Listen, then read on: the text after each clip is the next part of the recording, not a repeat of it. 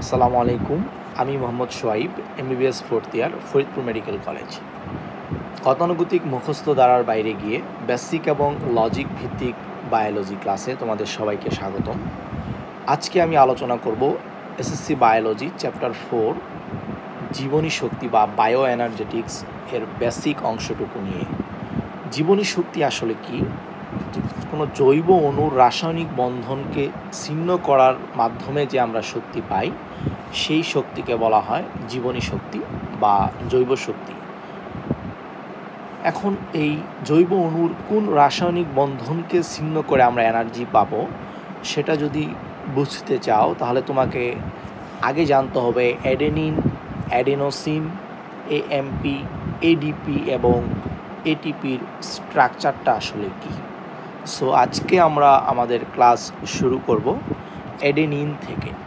দেখো, অ্যাডেনিন শব্দটাকে যদি আমরা ভাঙি তাহলে আমরা দুইটা শব্দ পাই, একটা হলো অ্যাডেন আর একটা হলো আইএন। এই অ্যাডেন শব্দটি আসছে গ্রিক ভাষার শব্দ অ্যাডেনো থেকে। অ্যাডেনো মিন্স গ্ল্যান্ড, যেটাকে আমরা বাংলায় বলি গ্রন্থি। এখন গ্ল্যান্ড বা গ্রন্থি আসলে কি?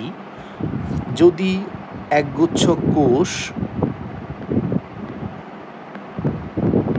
থেকে যদি কোনো কিছু সিক্রেট হয় বা ক্ষরণ হয়, এটা হতে পারে কোনো হরমোন বা কোনো এনজাইম বা অন্য কোনো কিছু, যদি এই ধরনের কোনো সাবস্টেন্স যদি ক্ষরণ হয় তখন ওইটাকে আমরা বলি গ্ল্যান্ড বা গ্রন্থি। অ্যাডেনিন এই সাবস্টেন্সটা যখন প্রথম আবিষ্কার হয় তখন এই অ্যাডেনিনকে খুঁজে পাওয়া গিয়েছিল প্যানক্রিয়াস থেকে, যেটাকে আমরা বাংলায় বলি অগ্নাশয়। এই প্যানক্রিয়াস বা অগ্নাশয় এটা আসলে একটা গ্ল্যান্ড বা গ্রন্থি। এটা হলো একটা মিশ্র গ্রন্থি। দ্যাট মিন্স এখান থেকে এনজাইমও সিক্রেট হয়, এখান থেকে হরমোনও সিক্রেট হয়। তাহলে অ্যাডেনিনের অ্যাডেন আসছে গ্রিক অ্যাডেনো থেকে। অ্যাডেনো মানে হলো গ্ল্যান্ড বা গ্রন্থি, আর অ্যাডেনিন প্রথম পাওয়া গিয়েছিল প্যানক্রিয়াস বা অগ্নাশয় গ্রন্থি থেকে। তাই আমরা অ্যাডেনিন শব্দটিতে এই অ্যাডেন অংশটুকুকে যুক্ত করেছি। আর অ্যাডেনিনের শেষের অংশে আমরা দেখতে পাচ্ছি আইএনই। যদি কোনো শব্দের শেষে আইএনই সাফিক্সটা থাকে, এই আইএনই দ্বারা বোঝায় এটা একটা বেসিক সাবস্টেন্স।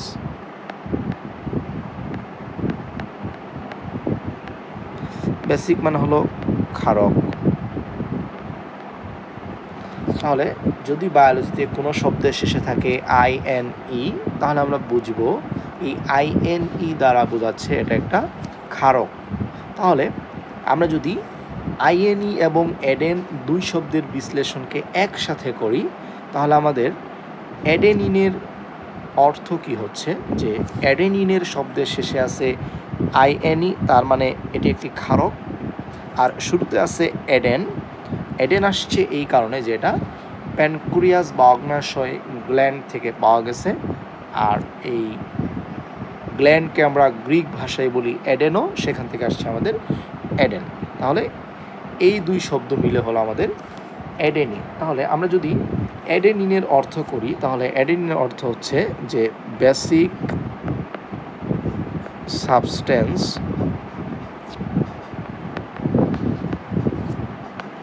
ফ্রম গ্ল্যান্ড, গ্রন্থি থেকে প্রাপ্ত এক ধরনের ক্ষারক, এটাকে আমরা বলি অ্যাডেনিন। আমরা যদি অ্যাডেনিনের রাসায়নিক গঠনটা খেয়াল করি, তোমরা স্ক্রিনে দেখতে পাচ্ছ অ্যাডেনিনের রাসায়নিক গঠন। অ্যাডেনিনের রাসায়নিক সংকেত হলো C5H5N5। তার মানে অ্যাডেনিনের রাসায়নিক গঠনে 5টা কার্বন, 5টা হাইড্রোজেন এবং 5টা নাইট্রোজেন থাকে। তোমরা স্ক্রিনে যে স্ট্রাকচারটা দেখতে পাচ্ছ এই সম্পূর্ণটা হলো আমাদের অ্যাডেনিনের স্ট্রাকচার।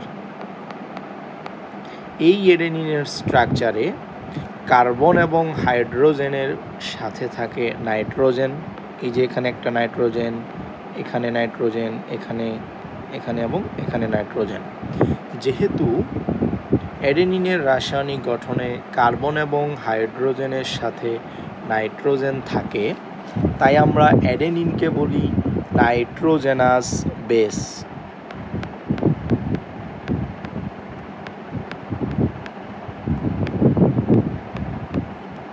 বেস মানে ক্ষারক। নাইট্রোজেনাস মিন্স নাইট্রোজেন যুক্ত।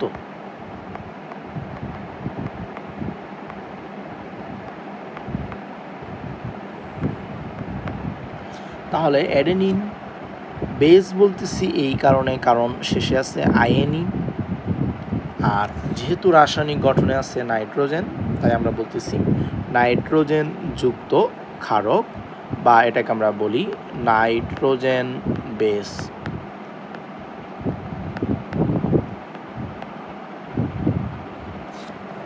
এখন এই নাইট্রোজেন বেস হয় দুই ধরনের।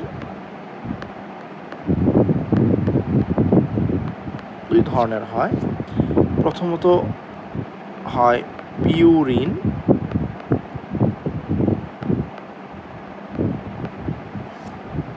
এবং দ্বিতীয়ত হলো পাইরিমিডিন।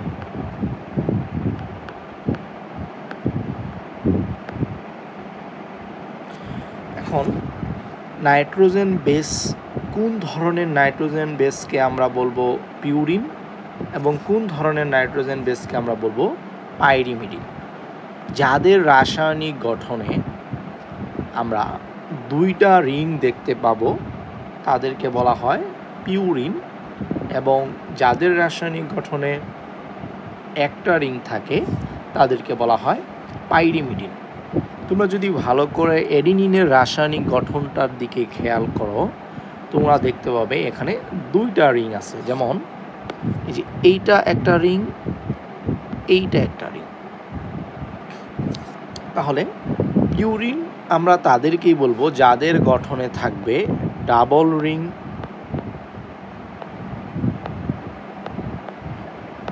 আর পাইরিমিডিন তারা যাদের গঠনে থাকবে সিঙ্গেল রিং। যেহেতু আমরা অ্যাডেনিনের স্ট্রাকচারে দুইটা রিং দেখতে পাচ্ছি, তাহলে আমরা অ্যাডেনিনকে বলতে পারি এটা পিউরিন ধরনের নাইট্রোজেন বেস বা পিউরিন জাতীয় নাইট্রোজেন ক্ষারক। তাহলে এখন পর্যন্ত আমরা যদি আমাদের সব কথাকে একটা লাইনে নিয়ে আসি, তাহলে আমরা দেখতে পেলাম যে অ্যাডেনিন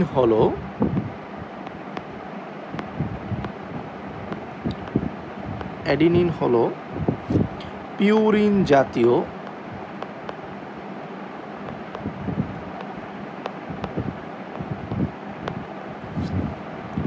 নাইট্রোজেন বেস, পিউরিন জাতীয় এক ধরনের নাইট্রোজেন বেস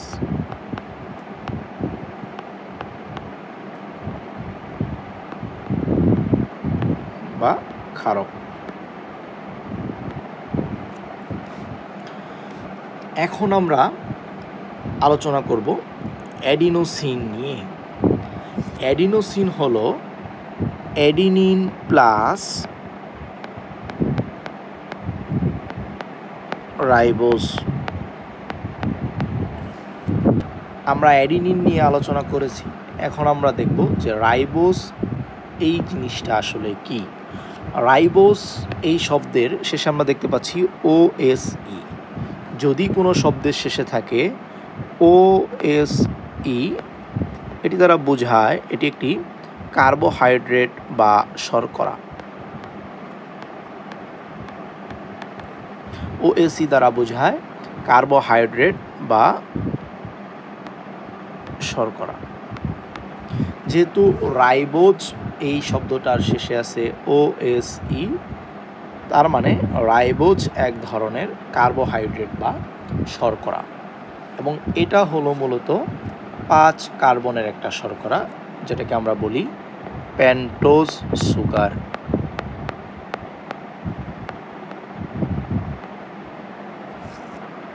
তাহলে আমরা যদি অ্যাডেনিনের সাথে রাইবোজকে যুক্ত করি, রাইবোজ হলো 5 কার্বনের একটি শর্করা, তাহলে আমরা যে স্ট্রাকচারটি পাবো সেটি হলো অ্যাডিনোসিন। আমরা যদি একটু খেয়াল করি যে অ্যাডিনোসিন শব্দটা আসলে আমরা কিভাবে লিখলাম, আমরা এই অ্যাডিনোসিনের এই এডেন শব্দটুকু নিয়েছি এই অ্যাডিনিনের এডেন থেকে। এরপর এই রাইবোজ শব্দের OSE অংশটি আমরা নিয়েছি OS, এবং অ্যাডেনিনের INE থেকে আমরা নিয়েছি INE।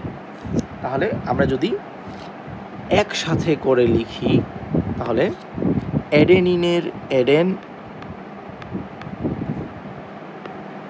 রাইবোসের OSE থেকে আমরা নিব OS, আর অ্যাডেনিনের শেষে থেকে আমরা নিব INE। তাহলে আমাদের হয়ে গেল অ্যাডেনোসিন। দ্যাট মিন্স অ্যাডিনোসিন হলো অ্যাডেনিন এবং রাইবোজ এর একসাথে করে যে আমরা স্ট্রাকচার পাই সেটাকে আমরা বলি অ্যাডেনোসিন। তোমরা স্ক্রিনে যে স্ট্রাকচারটি দেখতে পাচ্ছ এটি হলো অ্যাডিনোসিনের স্ট্রাকচার, যেখানে তোমরা এই লাল বৃত্ত করা অংশটুকুকে দেখতে পাচ্ছ, এটা হলো আমাদের মূলত অ্যাডেনিনের স্ট্রাকচার। এবং এই অ্যাডেনিনের সাথে আমরা এই পাশে গ্রিন কালারের বৃত্তের মধ্যে যে অংশটুকু দেখতে পাচ্ছ, এই অংশটুকু হলো মূলত রাইবোজ। আর রাইবোজ হলো ওজ আছে, দ্যাট মিন্স এটা একটা কার্বোহাইড্রেট। এটা হলো 5 কার্বনের শর্করা। কিভাবে 5 কার্বন? এখানটা একটা কার্বন, এখানে একটা কার্বন, এখানে একটা কার্বন, এখানে একটা কার্বন, এবং এইটা হলো আরেকটা কার্বন। মূলত এখানে আছে আমাদের CH2, এটা। তাহলে 5 কার্বনের একটি শর্করা, তার নাম হলো রাইবোজ। তাহলে রেড কালারের যে বৃত্ত তার মধ্যে আমরা দেখতে পাচ্ছি অ্যাডেনিনের স্ট্রাকচার, গ্রিন কালারের বৃত্তের মধ্যে আমরা দেখতে পাচ্ছি রাইবোসের স্ট্রাকচার। তাহলে অ্যাডিনোসিন যদি হয় অ্যাডেনিন এবং রাইবোজের কম্বিনেশন, তাহলে আমরা যদি সম্পূর্ণ স্ট্রাকচারটা খেয়াল করি, তাহলে আমরা এই অ্যাডেনিনের সাথে আমরা একটি রাইবোজকে একত্র করেছি। এজন্য আমরা এই সম্পূর্ণ স্ট্রাকচারটাকে আমরা বলতে পারি এটা হলো অ্যাডেনোসিনের স্ট্রাকচার, যেখানে আমরা দেখতে পাচ্ছি অ্যাডেনিন এবং রাইবোজ।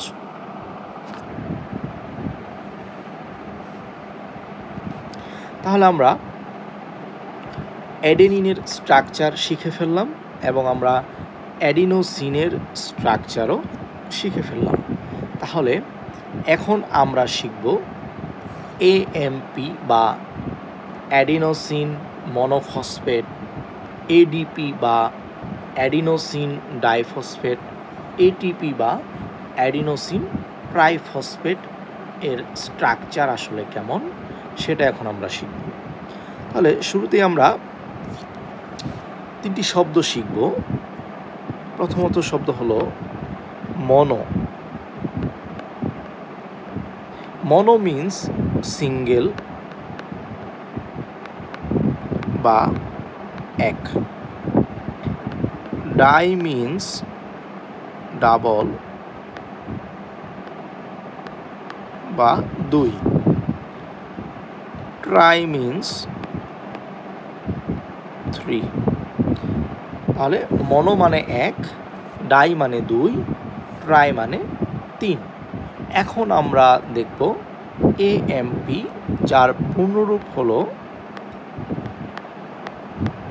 অ্যাডিনোসিন, খেয়াল করো, নট অ্যাডিনিন, এটা হলো অ্যাডিনোসিন মনোফসফেট। খেয়াল করো, আমরা জানি যে মনো মানে এক, মনো মিন্স এক, আর ফসফেট, তাহলে এখানে ফসফেট কয়টা? একটা ফসফেট, এবং তার আগে কে আছে? অ্যাডিনোসিন। তার মানে আমরা যদি অ্যাডিনোসিনের স্ট্রাকচারের সাথে একটা ফসফেট যুক্ত করি তাহলে আমরা পাবো অ্যাডিনোসিন মনোফসফেট, যেটাকে আমরা সংক্ষেপে বলি AMP। একটা ফসফেট কেন যুক্ত করব?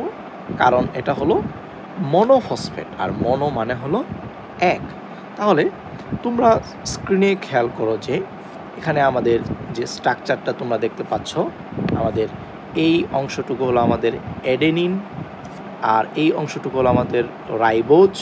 তাহলে অ্যাডেনিন এবং রাইবোজ মিলে তোমরা এখান থেকে এখান পর্যন্ত যে স্ট্রাকচার দেখতে পাচ্ছ, এটা হলো আমাদের অ্যাডেনোসিনের স্ট্রাকচার। কিন্তু AMP কি? AMP হলো অ্যাডিনোসিনের সাথে মনোফসফেট, দ্যাট মিন্স একটা ফসফেট যুক্ত হবে। তাহলে আমরা যদি এই অ্যাডিনোসিনের স্ট্রাকচারের সাথে যদি আমরা এখানে একটা ফসফেটকে যুক্ত করি, ধরো এইটা হলো আমাদের সেই একটা ফসফেট, আমরা যদি এটা কি? এটা হলো আমাদের ফসফেট গ্রুপ, এটাকে আমরা রাসায়নিকভাবে বলি PO4 3-। তাহলে আমরা যদি অ্যাডিনোসিনের সাথে একটা ফসফেট যুক্ত করি তাহলে আমরা এটাকে কি বলবো? যে অ্যাডিনোসিন একটা ফসফেট, তাই আমরা বলবো মনোফসফেট। তাহলে এখন তোমরা এখান থেকে এখান পর্যন্ত যে স্ট্রাকচার দেখতে পাচ্ছ, এটাকে আমরা বলি অ্যাডিনোসিন মনোফসফেট বা AMP। খেয়াল করো যে এখানে আমরা অ্যাডিনোসিন, দ্যাট মিন্স অ্যাডিনিন এবং রাইবোজ, এই দুইটাকে মিলে আমরা পাইছি অ্যাডিনোসিন, এবং অ্যাডিনোসিনের সাথে আমরা একটা ফসফেট যুক্ত করছি, দ্যাটস ওয়াই আমরা এটাকে বলতেছি অ্যাডিনোসিন মনোফসফেট। তাহলে এখন যদি আমরা বলি যে অ্যাডিনোসিন ডাইফসফেট বা ADP কি, তাহলে ADP যার পূর্ণরূপ হলো অ্যাডেনোসিন ডাইফসফেট। আমরা জানি ডাই মানে হলো দুই, ডাই মানে কত? দুই। ডাইফসফেট দ্যাট মিন্স দুইটা ফসফেট, আর অ্যাডিনোসিন তার আগে আছে, তার মানে অ্যাডিনোসিনের সাথে যদি আমরা এখন দুইটা ফসফেটকে যুক্ত করি তাহলে আমরা পাবো অ্যাডিনোসিন ডাইফসফেট। তোমরা স্ক্রিনে দেখতে পাচ্ছ আমাদের অ্যাডিনোসিনের স্ট্রাকচার, এই যে এখান থেকে এখান পর্যন্ত এটা হলো আমাদের অ্যাডিনোসিন। যদি আমরা এই অ্যাডিনোসিনের সাথে এখন দুইটা ফসফেটকে যুক্ত করি, দেখো এইটা হলো একটা ফসফেট, এবং তার সাথে যদি আমরা আরেকটা ফসফেটকে যুক্ত করি, এটা হলো আমাদের 2 নম্বর ফসফেট। তাহলে এখানে আমরা দেখতে পাচ্ছি যে অ্যাডিনোসিন, তার সাথে আমাদের একটা ফসফেট এবং এই যে আরেকটা ফসফেট, তাহলে আমরা এখানে অ্যাডিনোসিনের সাথে দুইটা ফসফেট দেখতে পাচ্ছি। তাহলে যেহেতু এই স্ট্রাকচারে আমরা দুইটা ফসফেটকে যুক্ত করেছি, তাহলে এটাকে আমরা বলবো ডাইফসফেট। অ্যাডিনোসিনের সাথে যুক্ত করেছি তাই অ্যাডিনোসিন ডাইফসফেট, যেটাকে আমরা সংক্ষেপে বলি ADP। তাহলে অ্যাডিনোসিন ডাইফসফেটের স্ট্রাকচার হলো এটা। এখন যদি আমরা দেখি যে ATPর পূর্ণরূপ হলো অ্যাডেনোসিন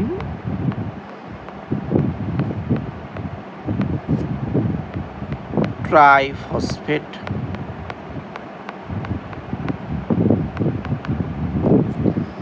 আমরা জানি ট্রাই মানে হলো 3, তাহলে এখানে আমরা দেখতে পাচ্ছি যে অ্যাডিনোসিনের সাথে আমাদের থাকবে কয়টা ফসফেট? 3টা ফসফেট।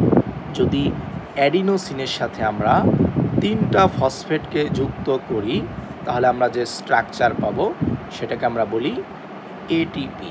তোমরা এই উপরে যে স্ট্রাকচারটা দেখতে পাচ্ছ যে এডিপির যে স্ট্রাকচারটা, এখানটায় তোমরা দেখতে পাচ্ছ 2টা ফসফেট।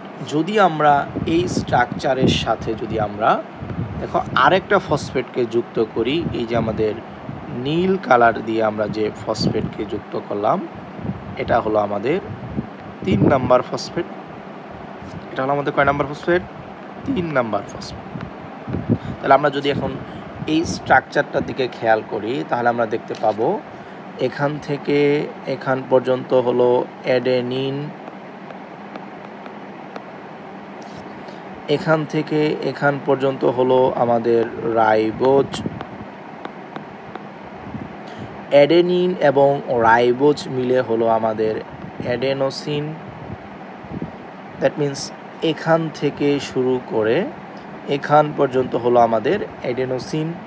আর অ্যাডেনোসিনের সাথে যদি আমরা একটা ফসফেট যুক্ত করি এএমপি, 2টা যদি যুক্ত করি এডিপি, 3টা যদি যুক্ত করি তাহলে হলো এটিপি বা অ্যাডিনোসিন ট্রাইফসফেট। তাহলে আমরা এখন যে স্ট্রাকচার দেখতে পাচ্ছি এই সম্পূর্ণ স্ট্রাকচারটাকে এখান থেকে শুরু করে এখান পর্যন্ত এই সম্পূর্ণ স্ট্রাকচারটাকে আমরা বলবো এটিপি বা অ্যাডিনোসিন ট্রাইফসফেট। খেয়াল করো এখান থেকে আমরা আরেকটা বিষয় পেলাম যে আমরা যদি অ্যাডেনোসিন প্লাস ফসফেট, আমরা যদি ফসফেটকে যুক্ত করি, যদি একটা ফসফেটকে যুক্ত করি তাহলে আমরা পাই এএমপি বা অ্যাডিনোসিন মনোফসফেট। এখন আমরা অ্যাডিনোসিন মনোফসফেটের সাথে যদি আমরা আরেকটা ফসফেটকে যুক্ত করি তাহলে আমরা পাই অ্যাডেনোসিন ডাইফসফেট। আবার অ্যাডিনোসিন ডাইফসফেটের সাথে যদি আমরা আরেকটা ফসফেট যুক্ত করি তাহলে আমরা পাবো অ্যাডেনোসিন ট্রাইফসফেট বা এটিপি। তাহলে খেয়াল করো যখন আমরা এডিপির সাথে একটা ফসফেট গ্রুপকে যুক্ত করলাম বা ফসফরিক অ্যাসিড মূলককে যখন আমরা এডিপির সাথে যুক্ত করলাম তখন কিন্তু এই যে এটা মানে এইখানে এই নীল যে ফসফেটটা তোমরা দেখতে পাচ্ছ, এই নীল ফসফেটটা, এই যে নীল ফসফেট, এই নীল ফসফেটটা যখন আমরা এই লালটার সাথে এখানটায় যুক্ত করলাম এটা খুব সহজে যুক্ত হতে চায় না, এখানটায় আমাদেরকে এনার্জি দিতে হয়। তার আগে আমরা একটা জিনিস খেয়াল করি যে যখন আমরা এই এএমপি স্ট্রাকচারটা দেখলাম তখন আমরা এই অ্যাডিনোসিনের সাথে একটা ফসফেট গ্রুপকে যুক্ত করে আমরা পেলাম এএমপি। তাহলে এই যে ফসফেট গ্রুপকে যুক্ত করা এই প্রক্রিয়াকে আমরা বলি ফসফোরাইলেশন। ফসফেট যুক্ত করার প্রক্রিয়াকে আমরা বলি ফসফোরাইলেশন। খেয়াল করো ফসফোরাইলেশন শব্দটির শেষে আছে শন, TION। বায়োলজিতে যদি কোনো শব্দের শেষে থাকে সিস বা অসিস বা যদি থাকে শন তাহলে সেটি দ্বারা বোঝায় একটা প্রসেস বা প্রক্রিয়া।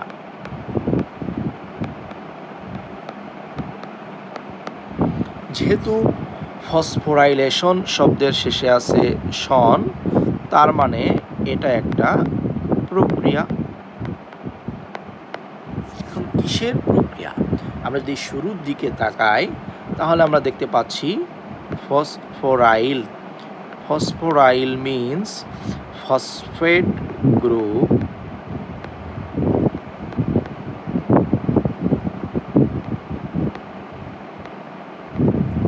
বা ফসফরিক অ্যাসিড মূলক, যেটাকে আমরা বলি PO4 3-। এটা তাহলে ফসফোরাইলেশন মানে কি? ফসফোরাইলেশন মানে হলো ফসফেট গ্রুপকে যুক্ত করার প্রক্রিয়া। যদি আমরা কোনো কিছুর সাথে ফসফেটকে যুক্ত করি তাহলে যে প্রক্রিয়ায় আমরা ফসফেট যুক্ত করি সেই প্রক্রিয়াকে আমরা বলি ফসফোরাইলেশন। তাহলে যখন আমরা এখানে এই যে অ্যাডিনোসিনের সাথে একটা ফসফেটকে যুক্ত করলাম তাহলে এইটাকে আমরা বলতে পারি ফসফোরাইলেশন। আবার এএমপির সাথে যখন আমরা ফসফেটকে যুক্ত করলাম তখন আমরা পেলাম এটাও একটা ফসফোরাইলেশন। তাহলে ফসফোরাইলেশন হলো ফসফেট মূলক বা ফসফেট গ্রুপকে যুক্ত করার প্রক্রিয়া। তাহলে আমরা যদি একটু এক্সাম্পল দেই, যে ধরো ADP, that means adenosine diphosphate, তার সাথে যদি আমরা একটা অজৈব I means inorganic, P means phosphate, এই আইতে বোঝাচ্ছে ইনঅর্গানিক, অর্গানিক মানে জৈব, ইনঅর্গানিক মানে অজৈব, তাহলে এই ফসফেটটা হলো অজৈব ফসফেট। তাহলে আমরা যদি এডিপির সাথে একটা অজৈব ফসফেটকে যুক্ত করি তাহলে যেহেতু আমরা এখানে একটা ফসফেট যুক্ত করলাম তাহলে এই প্রক্রিয়াকে বলতে পারি আমরা ফসফোরাইলেশন। এবং আমরা যে জিনিসটা পাই সেটা হলো আমাদের এটিপি, কারণ ছিল আমাদের 2টা ফসফেট, আমরা আরেকটা ফসফেট যুক্ত করছি, আমাদের 3টা ফসফেট হয়ে গেছে। আর অ্যাডিনোসিনের সাথে যখন 3টা ফসফেট মূলক যুক্ত থাকে তখন সেই স্ট্রাকচারকে আমরা বলি এটিপি বা অ্যাডিনোসিন ট্রাইফসফেট। তাহলে এই বিক্রিয়াকে বা এই যে বিক্রিয়া এটাকে আমরা বলতে পারি ফসফোরাইলেশন। এটাকে আমরা বলতে পারি ফসফোরাইলেশন।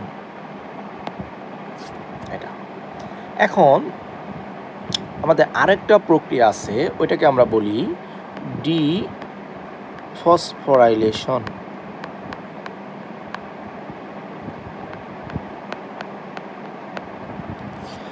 এখানে আমরা দেখতে পাচ্ছি যে ফসফোরাইলেশন, তার আগে একটা শব্দ, এটা হলো ডিই। ফসফোরাইলেশন আমরা জানি যে ফসফোরাইলেশন হলো ফসফেটকে যুক্ত করার প্রক্রিয়া। আর এখানে শুরুতে যে আমরা ডিই দেখতে পাচ্ছি, এই ডিই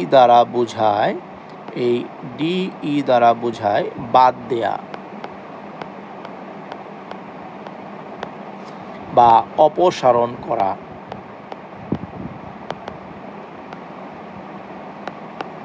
তাহলে ডিফসফোরাইলেশন মানে কি?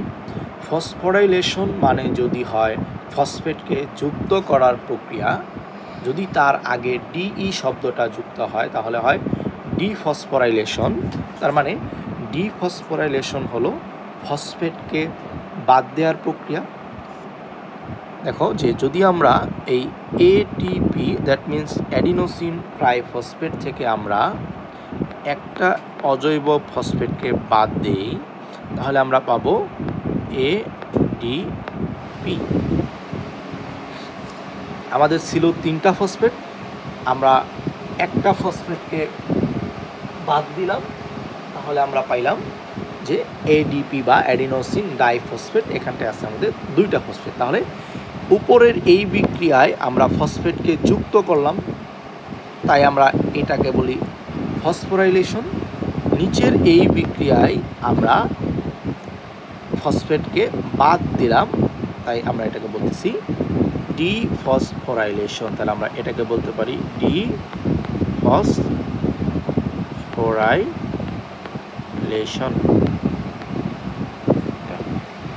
এখন আমরা খেয়াল করব যে আমরা যখন এখানে তোমরা স্ক্রিনে দেখতে পাচ্ছ এটিপির স্ট্রাকচার, এই এটিপির স্ট্রাকচারটা ফর্ম করার সময় আমরা যখন একটা করে ফসফেটকে যুক্ত করতেছিলাম, এই ফসফেটগুলো এমনিতেই যুক্ত হতে চায় না। এই ফসফেটকে মানে একটা ফসফেটকে আরেকটা ফসফেটের সাথে যুক্ত করতে আমাদের এখানটায় এনার্জি দিতে হয়। যেমন আমরা যখন এই ফসফেটটাকে আমরা এই বন্ধনের মাধ্যমে যুক্ত করছি, তখন এখানে আমাদের এনার্জি দিতে হয়েছে। আবার যখন আমরা এই ফসফেটকে এই বন্ধনে যুক্ত করছি, তখন এখানটা তো আমাদের এনার্জি দিতে হয়েছে। আবার এই নীল কালারের যে ফসফেট তোমরা দেখতে পাচ্ছ, এই ফসফেটকে যখন আমরা এই বন্ধনের মাধ্যমে এই ফসফেটের সাথে যুক্ত করছি, এখানেও আমাদের এনার্জি দিতে হচ্ছে। তাহলে আমরা যখন এনার্জি প্রোভাইড করে আমরা যখন একটা বন্ধন তৈরি করতেছি বা একটা ফসফেট মূলককে যুক্ত করতেছি, তাহলে আমরা যে এনার্জিটা দিচ্ছি বা যে শক্তিটা আমরা দিচ্ছি, ওই শক্তিটা তখন এই বন্ধনগুলোর মধ্যে জমা হয়, এবং এই বন্ধনকে আমরা বলি ফসফো অ্যানহাইড্রাইড বন্ধন। ফসফো অ্যানহাইড্রাইড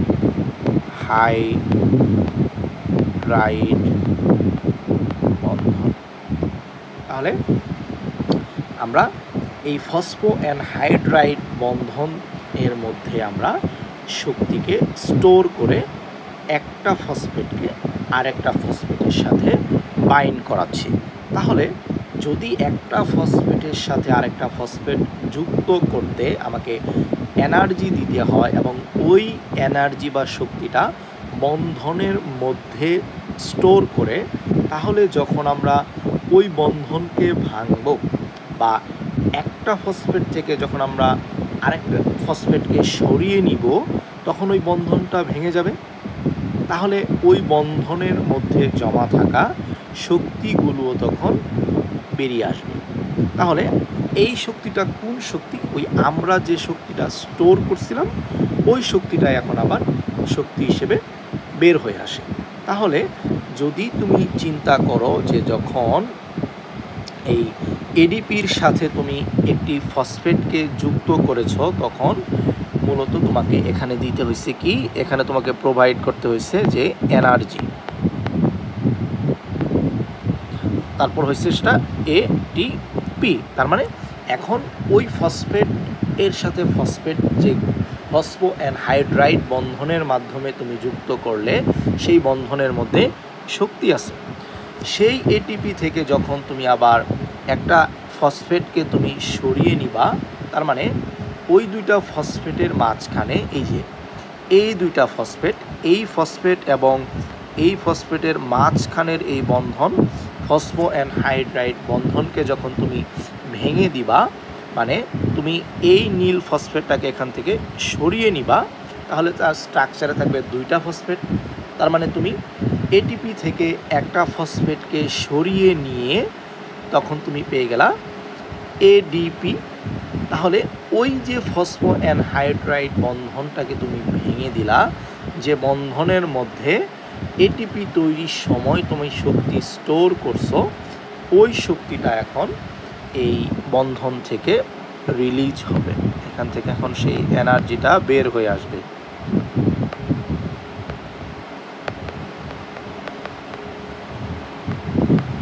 যে এনার্জিটা আমার দেহের সেলগুলা কাজে লাগাবে। তাহলে তুমি যদি এখন খেয়াল করো যে তোমাদের বইয়ের মধ্যে আসলে কি কথা লেখা আছে, যদি আমরা একটু দেখি, এখানটায় শুরুর দিকে লেখা আছে যে জৈব অণুর রাসায়নিক বন্ধন। এই যে খেয়াল করো যে জৈব অণুর রাসায়নিক বন্ধন ছিন্ন করার মাধ্যমে প্রাপ্ত শক্তি। তাহলে বলো তো, এই যে আমরা শুরুতে বলেছিলাম যে এই রাসায়নিক বন্ধন আসলে কোন বন্ধন, সেটা তুমি ক্লাসের শেষে বুঝতে পারবে। তাহলে বলো, এই যে রাসায়নিক বন্ধন ছিন্ন করার মাধ্যমে প্রাপ্ত শক্তিকে আমরা বলছি জীবনী শক্তি বা জৈব শক্তি।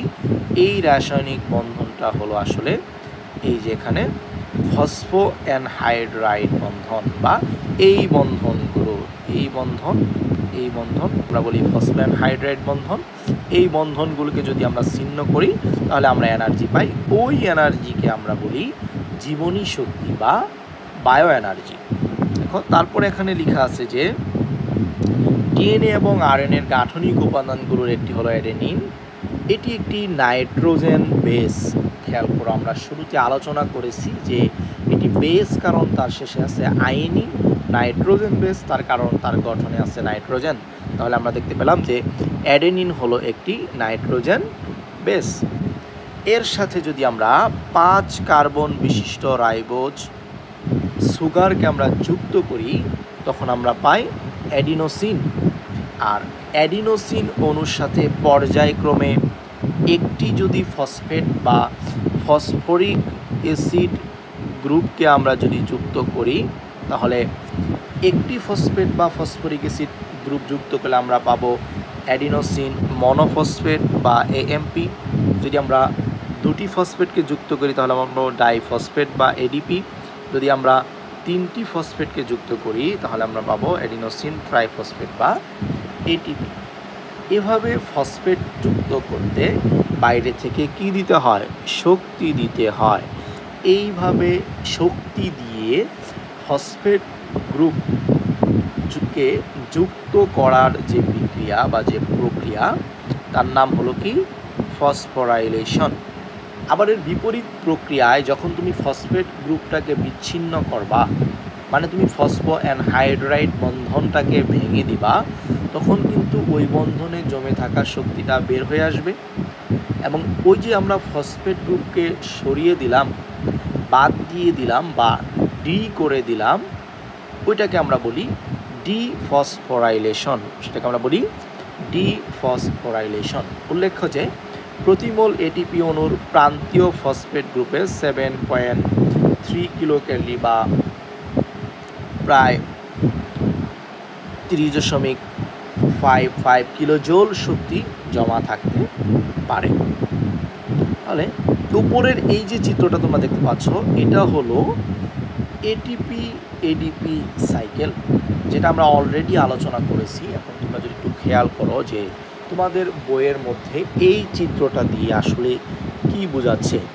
এখানে যদি আমরা এইখানটা থেকে শুরু করি, এখান থেকে যদি আমরা শুরু করি তাহলে এখানে প্রথম যে দুইটা বলয় তুমি দেখতে পাচ্ছ এইটা এবং এইটা, এইটুকুন হলো মূলত তোমার অ্যাডিনিনের স্ট্রাকচার। আর এখানটায় তুমি যে অংশটুকু দেখতে পাচ্ছ এটা হলো রাইবোজ, আর উপরের এটা হলো আমাদের অ্যাডিনিন। তাহলে তুমি যদি এই টোটালটার কথা চিন্তা করো যে এখান থেকে এখান পর্যন্ত, তাহলে তুমি দেখতে পাবা যে এটা হলো মূলত অ্যাডিনোসিনের স্ট্রাকচার। আর হলুদ যে বৃত্তগুলো তোমরা দেখতে পাচ্ছ এই হলুদ বৃত্তগুলো দ্বারা বোঝাচ্ছে এক একটা ফসফেট গ্রুপ। এই হলুদ বৃত্তগুলো কি? এগুলো হলো একটা ফসফেট গ্রুপ। তাহলে তুমি দেখতে পাচ্ছ এখানে ফসফেট গ্রুপ বা হলুদ বৃত্ত কয়টা আছে? এই যে একটা, এই যে একটা, এই যে একটা। তাহলে এখানে 3টা ফসফেট গ্রুপ যুক্ত আছে। তাহলে যদি শুরুর দিকে স্ট্রাকচার হয় অ্যাডিনোসিন এবং তার সাথে 3টি বা ট্রাইফসফেট গ্রুপ যুক্ত থাকে তাহলে যে স্ট্রাকচারটা হয় সেটাকে আমরা বলি এটিপি। তাহলে উপরে তুমি দেখতে পাচ্ছ এটিপি, এটিপি থেকে হয়ে গেছে এডিপি। কীভাবে হলো?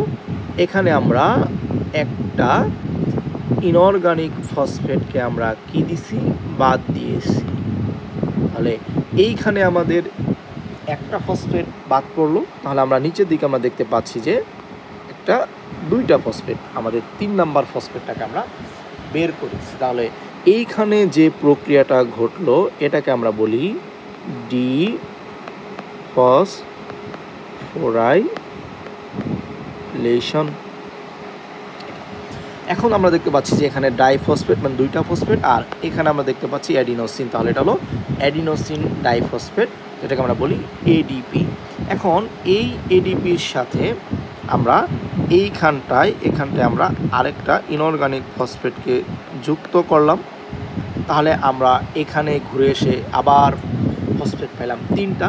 তাহলে আমরা যেহেতু এখানে একটা ইনঅর্গানিক ফসফেটকে যুক্ত করলাম, তাই এইখানে যে প্রক্রিয়াটা হলো এই প্রক্রিয়াকে আমরা বলি ফসফোরাইলেশন। আর এখানে আমরা জানি যে এই একটা ফসফেট যুক্ত করতে গেলে আমাকে এনার্জি দিতে হয়। এই যে আমরা খাবার থেকে পাওয়া শক্তিকে আমরা এখানে দিছি, এবং আবার যখন আমরা ঘুরে এখানে এই একটা ফসফেটকে বাদ দিছি তখন আবার ওই শক্তিটা আমাদের এখান থেকে বের হয়ে আসছে। তাহলে তুমি খেয়াল করো যে এটিপি থেকে এডিপি হচ্ছে, আবার এটিপি, আবার এডিপি, আবার এটিপি, এইভাবে এই চক্রটা এটা মূলত এইরকম চক্রাকারে ঘটতে থাকে, এরকম চক্রাকারে ঘটতে থাকে। তাই এটাকে আমরা বলি এটিপি এডিপি সাইকেল। এটা কেন ঘটে? কারণ আমার দেহের সেলগুলোর যখন এনার্জির দরকার হয় তখন এটিপি থেকে একটা ফসফেট বের হয়ে যায়, আর ওই বন্ধন ভেঙে যাওয়ার সাথে সাথে ওখান থেকে এনার্জি রিলিজ হয়, আবার সেই এডিপি ঘুরে এসে আরেকটা ফসফেটকে আমার খাবারের শক্তি দ্বারা যুক্ত করে আবার এটিপি হয়, আবার যেখানে প্রয়োজন সেখানে শক্তি দিয়ে আবার এডিপি হয়ে যায়।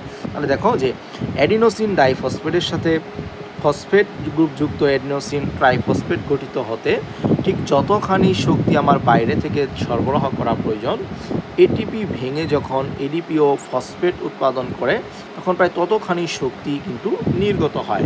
জীবকোষে আমরা বললাম যে এই বিক্রিয়া দুটি চক্রাকারে চলতে থাকে, তাই আমরা এটিকে বলি যে এটিপি এডিপি সাইকেল বা এটিপি এডিপি চক্র। প্রিয় স্টুডেন্টস, এই ছিল আমাদের জীবনী শক্তি বা চতুর্থ অধ্যায়ের শুরুর দিকের বেসিক কথাগুলো।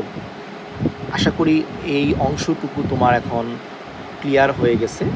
সো এই অংশটুকুতে আসলে আমরা যেটা দেখলাম যে আসলে মুখস্থ করার আসলে কিছু নাই।